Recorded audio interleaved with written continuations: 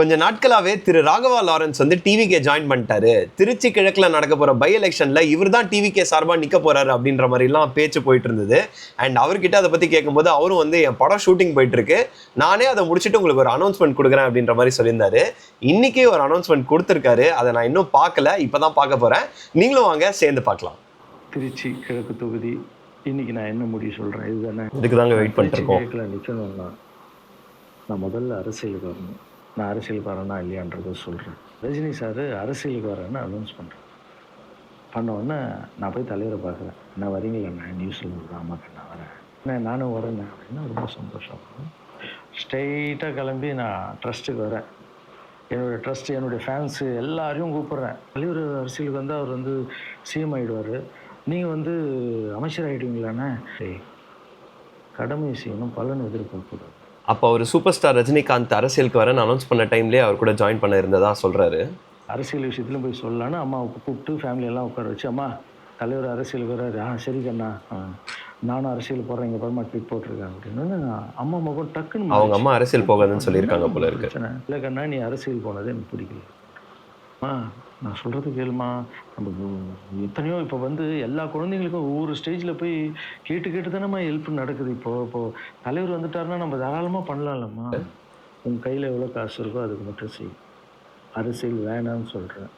தலைவருக்கு உடம்பு சரியில்லாமல் கொரோனா டைமில் ரஜினி சாருக்கு வந்து உடம்பு சரியில்லாமல் போயிருந்தது. அப்படியே எல்லாமே கொலாப்ஸ் ஆகுது. அப்புறம் தலைவர் அனௌன்ஸ் பண்ணுறாரு நான் அரசியலுக்கு வரல, டாக்டர்ஸ் வந்து போகக்கூடாதுன்னு சொல்லிட்டாங்க. அவளை தான் தலைமையில் கை வச்சுன்னு உட்காந்துட்டோம். அவர் வந்து அப்போது நான் முன்னாடி பேசும்போது அவர் சொல்கிறேன்,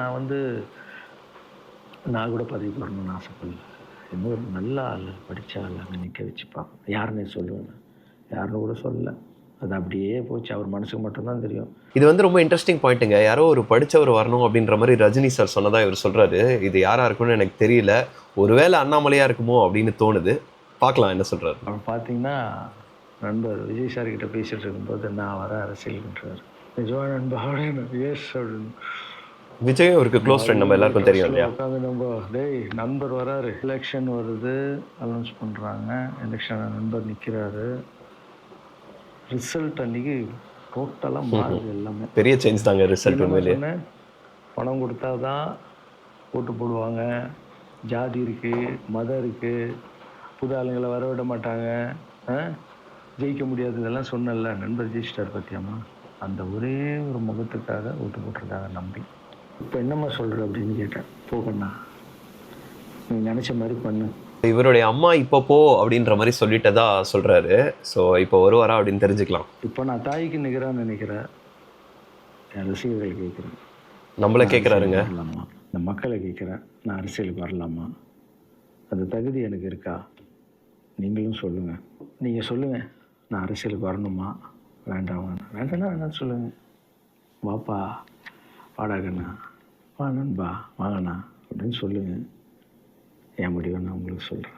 சூப்பருங்க. ஸோ இப்போ வந்து இவர் என்ன சொல்கிறார் அப்படின்னு பார்த்தீங்கன்னா, அந்த காலகட்டத்தில் எங்கள் அம்மா வந்து அரசியல் வேண்டாம்னு சொல்லிட்டாங்க, பட் இன்றைக்கி எங்கள் அம்மா பெர்மிஷன் கொடுத்துட்டாங்க.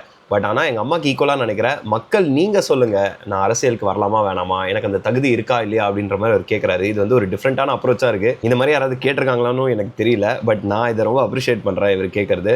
ஸோ நான் என்ன நினைக்கிறேன்னா, அவர் தொடர்ந்து பல ஆண்டுகளாக நல்ல விஷயங்கள் சொசைட்டிக்கு பண்ணிகிட்ருக்காரு. அவருடைய ட்ரஸ்ட்டாக இருக்கட்டும், பல விஷயங்கள் அவர் பண்ணிகிட்ருக்காரு.